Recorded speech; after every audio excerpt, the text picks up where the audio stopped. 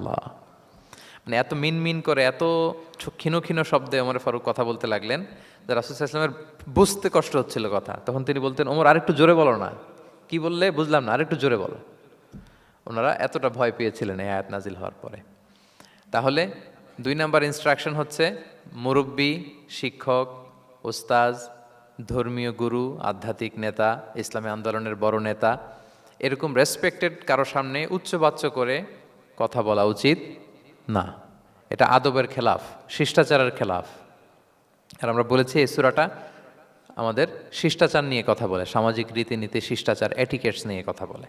তাহলে এই যে 2টা ইনস্ট্রাকশন গেল। 3 নম্বর ইনস্ট্রাকশন হচ্ছে আল্লাহ তাআলা বলেন, ইয়া আইয়ুহাল্লাযীনা আমানু, ওহে বিশ্বাসীরা, ইন জাআকুম ফাসিকুম বিনাবাইন ফাতাবায়ানু, কোনো পাপাচারী যদি কোনো নিউজ নিয়ে আসে, বিশ্বাস করার আগে নিউজটা যাচাই করে নিও। আন তুসিবু কওমান বিজাহালাতিন ফাতুসবিহু আলা মা ফাআলতুম নাদিমিন, যদি তোমরা বিশ্বাস করে ফেলো তাহলে কোনো কওমের উপর হয়তো এমন ডিসিশন নিয়ে নিতে পারো যে ডিসিশনের কারণে পরে তোমাদেরকে পস্তাতে হবে।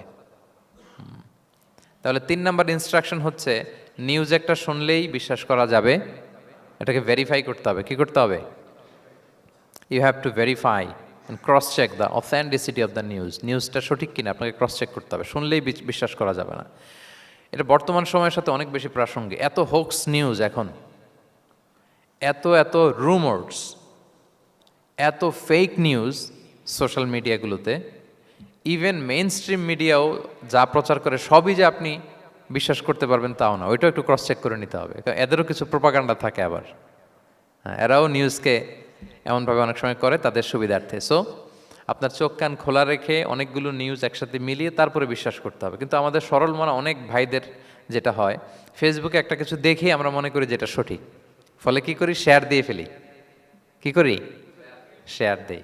আবার আপনার বন্ধুরা শেয়ার দেয়, ফলে মুহূর্তে একটা রুমর, একটা গুজব ছড়িয়ে পড়ে সমাজে।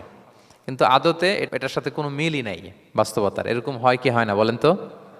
দেখেন ইসলাম কত সুন্দর একটা নিউজকে ভেরিফাই করার জন্য আমাদেরকে নির্দেশ দিয়েছে। ফাতাবাইয়ানু মানে ক্রস চেক করো। কোনো সংবাদ আসলেই চিলে কান নিয়ে গেছে শুনলে চিলের পেছনে দৌড় দিবেন নাকি? না, আগে প্রথমে কি করবেন? একটু দেখে নিতে হবে যে আসলে কি কান নিয়ে গেল না রয়ে গেল। এই আয়াত নাজিলের একটা প্রেক্ষাপট আছে, সেটা কি?